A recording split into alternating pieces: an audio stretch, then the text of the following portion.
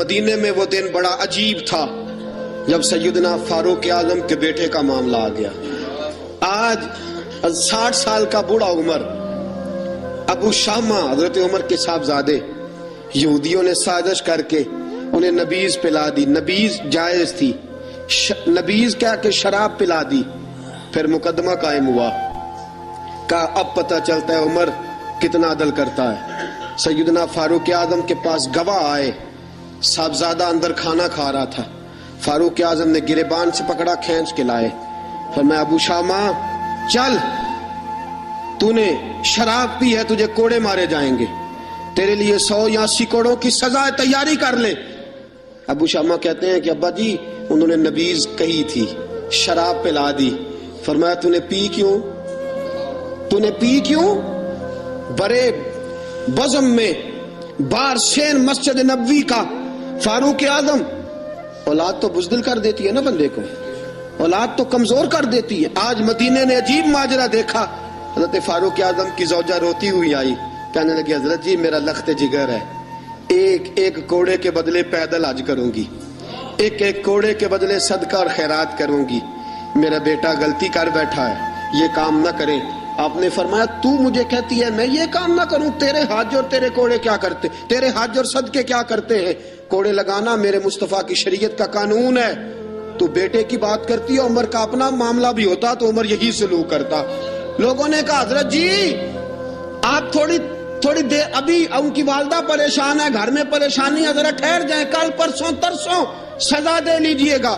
فرمایا تمہیں یاد نہیں جب مدینے کی ایک بی بی نے چوری کر لی تھی اور میرے مصطفیٰ کی بارگاہ میں کہا گیا تھا حضور ذرا ٹھہر جائیں, سزا نہ دیں, تو حضور نے فرمایا تھا اگر فاطمہ بھی چوری کرتی تو ہاتھ کاٹ دیتا. تمہیں یاد نہیں مگر مصطفیٰ کے ٹکڑے کھانے والا ہوں, میں کیوں دیر کروں؟ اس نے گناہ کرنے میں دیر کی ہے جو سزا میں دیر کروں. برساؤ کوڑے. حضرت افلا نامی غلام, حضرت جی آپ کا لخت جگر ہے. فرمایا لخت جگر نہ دیکھ, مصطفیٰ کا قانون دیکھ. میرا بیٹا نہ دیکھ, مصطفیٰ کے قانون کا قیام ضروری ہے. اگر علی بیٹے کی قربانی دے سکتا ہے, اگر لوگ فاطمہ کے بیٹے کی قربانی یاد رکھیں گے تو تاریخ کبھی بھی عمر کے بیٹے کی قربانی نہیں بھولے گی. فرمایا غلطی سے ہو گیا یا جیسے بھی, اسے خیال کرنا چاہیے تھا. کوڑے لگاؤ. 80 کوڑے لگے تو بیٹے کی روح پرواز کر گئی. جب جوان بیٹا کسی کا, کوثر نیازی نے کہا تھا باپ کا جنازہ اٹھانا بڑا آسان, پر بیٹوں کے جنازے اٹھانے بڑے مشکل ہیں. جب فاروق اعظم کا بیٹے کا انتقال ہوا, بیٹے نے آنکھیں کھولی, باپ کی طرف دیکھا تو سیدنا فاروق اعظم عدل و انصاف کو 2 آنسو آنکھوں میں آئے. کہ بیٹا حضور سے جا کے کہنا کہ عمر نے بیٹا نہیں دیکھا, آقا تیرا قانون دیکھ, جا کے حضور سے میرا پیغام دینا. حضرت ابو شامہ رضی اللہ تعالیٰ عنہ وصال کر گئے. تاریخ کیسے کیسے منظر ازالت الخلفاء شاہ ولی اللہ کی بطور حوالہ پیش کر رہا ہوں. حضرت ابو شامہ کا وصال ہو گیا, 20 کوڑے باقی تھے.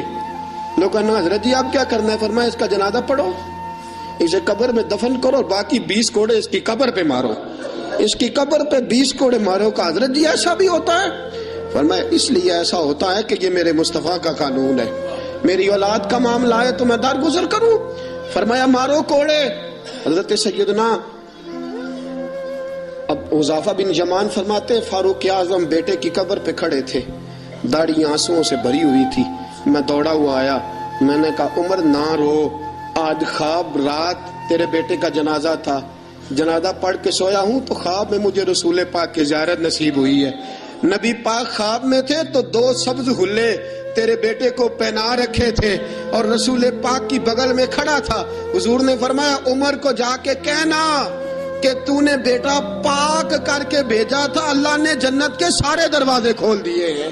اللہ نے, اور عمر کو میرا سلام کہنا اور اسے کہنا عمر تیرا حدود اللہ قائم کرنا خدا کو بھی پسند ہے, مصطفیٰ کو بھی پسند ہے. ساتھیوں اپنے بیٹے کی باری آئی, لخت جگر عمر نے اگر وفا کے رستے میں آیا نا بیٹا, اگر وفا کے رستے میں کھڑا ہوا نا بیٹا, عمر کو نظر آیا ایک طرف قانون مصطفیٰ ہے, ایک طرف عمر کا لخت. جوان بیٹا, جوان بیٹے تو بڑھاپے کا سہارا ہوتے ہیں, جوان بیٹوں کو دیکھ دیکھ کے باپ کی آنکھیں ٹھنڈی ہوتی ہیں.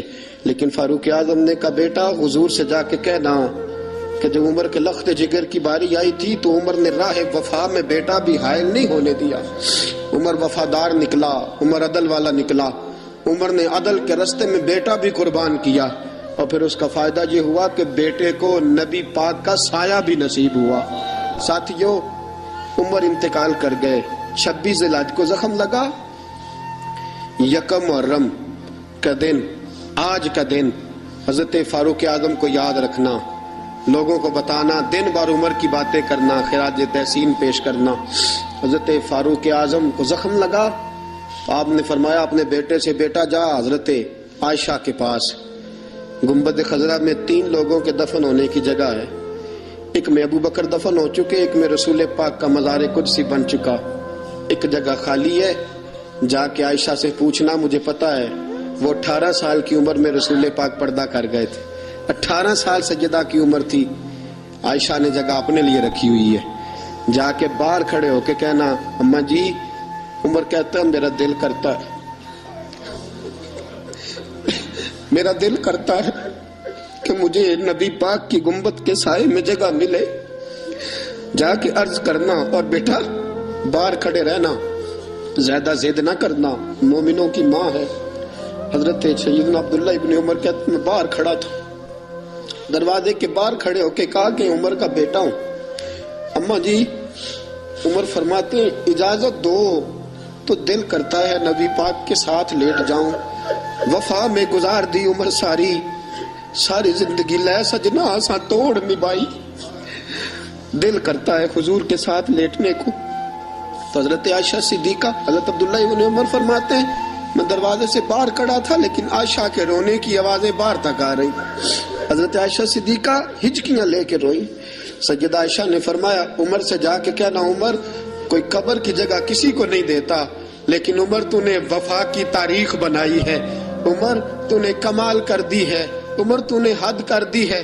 عمر کو جا کے کہنا کہ میں جنت البقیع میں دفن ہو جاؤں گی، جہاں میرا وقت آئے گا دفن ہو جاؤں گی، لیکن عمر تیری خدمات کہتی ہیں کہ تجھے نبی کے ساتھ دفن ہونا چاہیے. سیدنا عبداللہ ابن عمر فرماتے ہیں کہ جب دفن ہونے کے پانی پر سہیلیاں رنگا رنگ کڑے پر اوس دا جانیے جس دا توڑ چڑھے.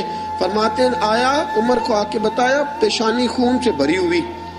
عمر نے سجدے میں رکھ دی، رو کے کہا آج میری توڑ نبھ گئی ہے. حضرت فاروق اعظم مصطفیٰ کے ساتھ لیٹ گئے.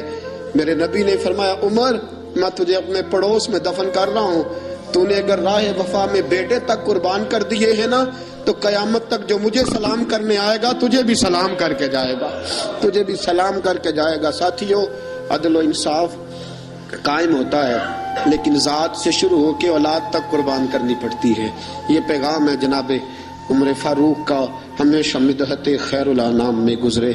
دعا ہے یہ عمر درود و سلام میں گزرے. وآخر دعوانا